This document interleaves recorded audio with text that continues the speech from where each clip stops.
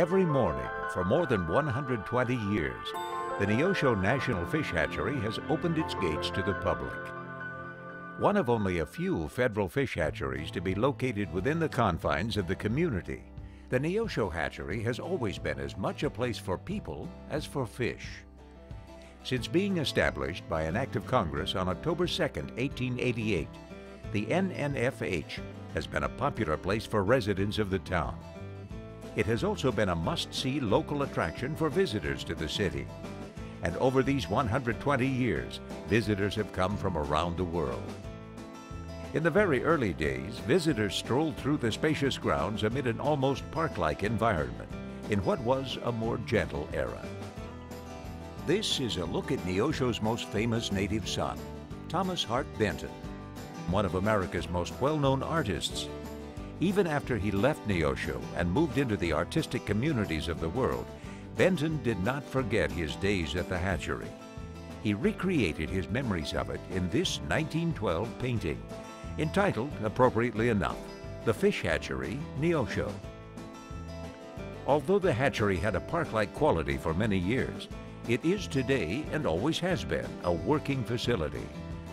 Raising fish for release into the wild is the traditional role of the hatchery. And although many things have changed on the surface, the original purpose has remained the same for more than 120 years.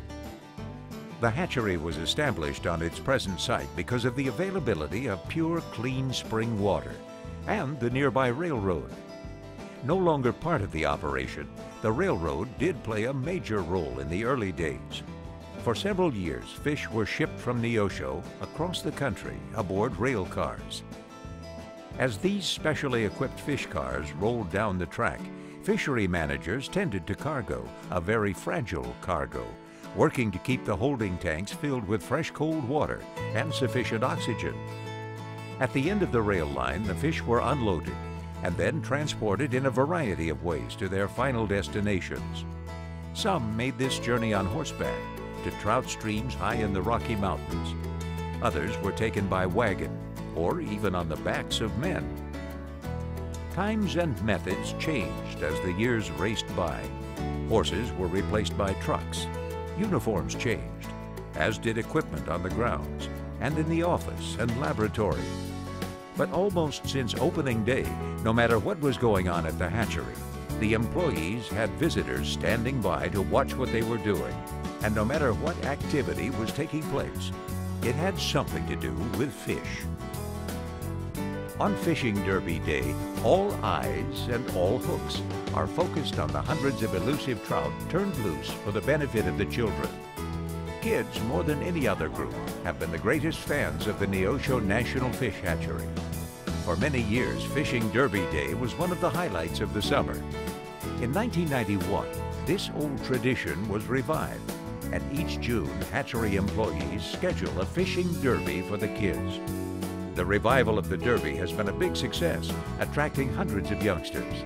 The kids have a great time on Derby Day, but no matter how many fish they catch, there are still plenty of rainbows left. Over the years, the United States Fish and Wildlife Service has begun using federal fish hatcheries as wonderful management tools in its focus on the recovery of endangered species. As nature is thrown out of balance, whether it is due to pollution, overfishing, installation of dams, or other factors, hatcheries step in to assist in putting it back in balance through production of endangered species. NEOSHO is an ideal station for this work because of the many different rearing units and the water temperatures which exist here.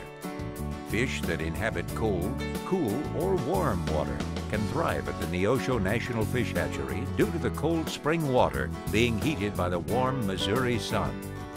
At present, the hatchery is involved in the recovery efforts of endangered pallid sturgeon, Ozark cavefish, and freshwater mussels.